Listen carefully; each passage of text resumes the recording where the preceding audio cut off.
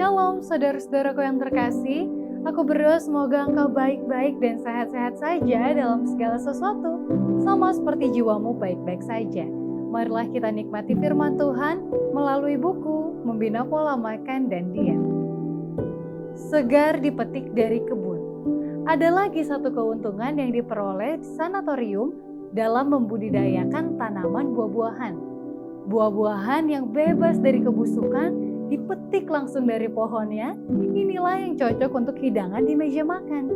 Keluarga dan lembaga-lembaga harus belajar dan berbuat lebih banyak dalam membudidayakan tanaman buah dan memanfaatkan lahan. Sekiranya manusia mengetahui nilai produk bumi yang dihasilkan pada musimnya, maka manusia akan lebih berusaha menanami lahan itu.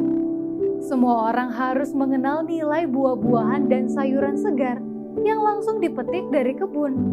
Sementara jumlah pasien dan pelajar bertambah, maka lebih luas lahan yang diperlukan. Pohon anggur dapat dibudidayakan supaya lembaga itu dapat menghasilkan anggur dan buahnya. Pohon jeruk juga demikian. Makanan pilihan pencipta. Makanan yang dipilih oleh pencipta untuk kita terdiri dari buah-buahan, biji-bijian, dan kacang-kacangan, serta sayuran.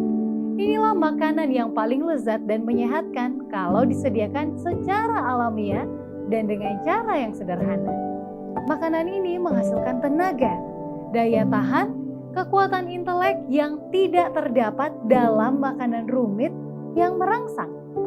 Mereka yang memakan daging hanyalah memakan biji-bijian dan sayuran yang bekas.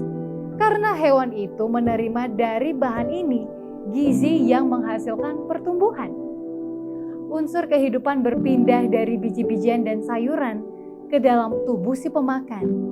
Kita menerimanya dengan memakan daging binatang. Betapa lebih baik kalau kita mendapatnya secara langsung dengan memakan makanan yang Allah sediakan bagi kita. Disediakan dengan limpahnya. Allah menyediakan dengan limpahnya buah-buahan, biji-bijian, kacang-kacangan, dan sayuran.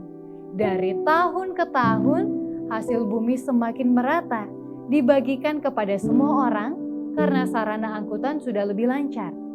Sebagai akibatnya, banyak bahan makanan yang beberapa tahun lalu dianggap makanan mewah yang mahal, tetapi sekarang sudah berada dalam jangkauan semua orang sebagai makanan sehari-hari. Jikalau kita merencanakannya dengan bijaksana, bahan makanan yang paling mendukung kesehatan dapat diperoleh di hampir semua negeri.